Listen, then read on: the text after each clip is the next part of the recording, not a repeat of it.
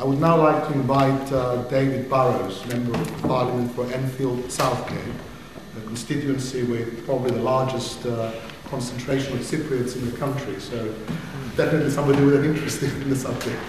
Thank you, David.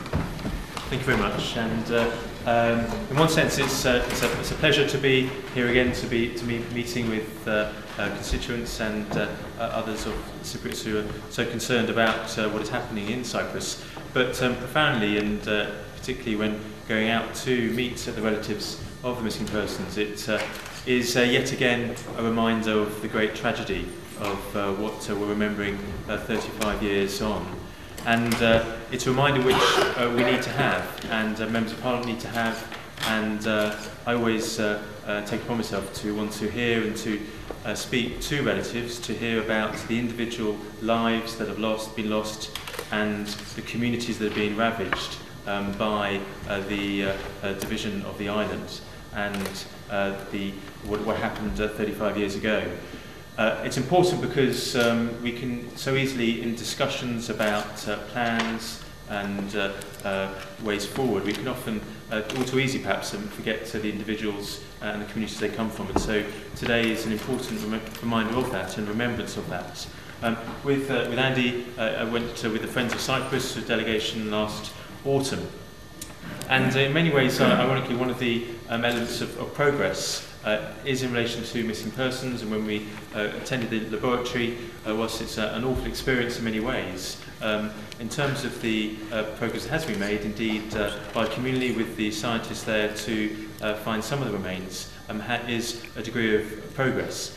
But linking that again with meeting the relatives is a reminder of the awful and tragic events which clearly came when going through the laboratory and seeing where those bullet holes went, and seeing the impact of that, but particularly meeting the relatives links that together. And what the relatives want is truth, and the truth that they've been asking, truth that they've asked me about now in the 4th year that I've attended that particular lobby, and truth that still hasn't been given. And that is important. It's something which we must all seek in Cyprus and also in Turkey, because one shouldn't forget that Cypriots, predominantly Greek but also Turkish Cypriots, lost their lives, and also those that lost their lives going to Turkey. And there are many questions unanswered about what has happened to those who went to Turkey. And I've asked ministers to make representations, and in that area, as with other areas in relation to missing persons, there are many unanswered questions. But also, what the relatives tell me, and what I'm sure you'd want to tell me, is that it's about reconciliation. You want truth. You want to know certainly what has happened to the missing. You also want to know exactly how they lost their lives. And you want to ensure that goes further in terms of reconciliation for the island of Cyprus. And that's what we're all about. We're all united about that. One of the aspects of today's remembrance that struck me is that along with those who have been attending previous events, there was also grandchildren who were attending for the first time this year. And that is sad, just to show how years have gone by and how its grandchildren are also attending. But it's also how important grandchildren should be attending, and how it's important that young people are engaged and are involved in these events. And I would encourage us all to ensure that these, the campaigning, the lobbying, the challenge does get passed on to the younger generations, because I have it said to me that younger people are less and less interested in the issue, and that both sides, Turkish Cypriots and Greek Cypriots, are, they may certainly in London they may socialise, they may be together, but certainly as far as the issues of wanting to have a reunited Cyprus is concerned, they're way apart. And we need to work hard for the young people very much to be involved in this issue, to be campaigning for truth and reconciliation. And indeed justice. It is clearly an issue of justice when one looks, as has been mentioned before, around the whole issue of property rights, and the Orm case was obviously a welcome move in the direction of restoring some justice, but also in terms of the troops that are present in a European member state. And so we must all do more in that regard. Certainly it is very much the ball is in the court still, very much of Ankara, And I need to take issue with Rudy to the extent that the settlement that has its broad parameters is in the regions of a bi-communal, bi-zonal federal solution. And whilst we can argue about those principles, and I recognise that is a compromise for Cypriots, nevertheless that are the ballparks that we are working in.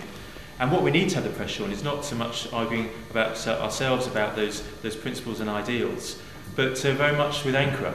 They themselves need to have those words and be saying those words and supporting those words of bi-zonal, bi-communal federal solution, which they're not. They say that in private. We hear from the deputy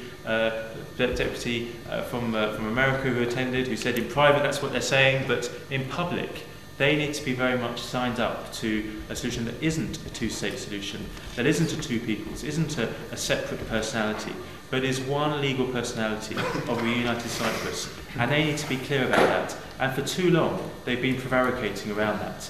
And they need to be clear, and we need to put pressure on them, on those meetings that ministers have, that they come out clearly in supporting that broad basis of agreements.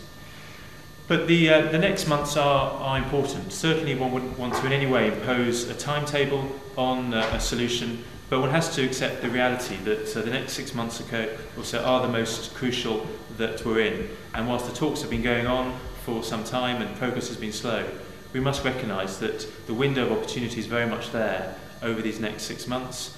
Whether it be the issue as it comes in December with the Ankara Protocol and wanting to see the Cypriot flag flying on the ships and ports open to Cypriots. It is a travesty that those agreements which were there in place haven't been honoured, and Ankara needs to do that by December. But also one recognises the realpolitik of elections happening in the north in the new year. And it is important that those milestones do have an impact and that real progress is seen. It is so important that what is in many ways the only game in town, as it were, that it reaches its goal. And that's a goal which we all want, which is a reunited Cyprus that fully respects the truth and justice that the relatives have come here to campaign about today.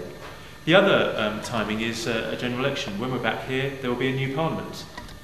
If we're back here, hopefully back here, celebrating and applauding the real progress that's been made, there will be new parliament with different members of parliament being elected, and that's the reality. And the challenge, we've spoken at previous meetings, the challenge is to ensure that there are more members of parliament here. We see the same faces in many ways at meetings. You also see the same faces back here at the panel. And it's important to challenge that we ensure there's more faces as well standing up for Cyprus. And that is on a cross-party basis that needs to happen. And it's important that the different networks that we have, the different networks indeed with the church particularly and others across this country, that they are well used. And in these coming months, with candidates coming up on the scene and indeed members of parliament wanting to seek votes as well, that Cypriots make their voice loud and clear, that they are in these different constituents. And it's a great opportunity to get new members of parliament very much on board at a very early stage, to be coming to this meeting and to be coming here next year and to be saying that yes, they also stand up for Cyprus like we all do. Thanks very much.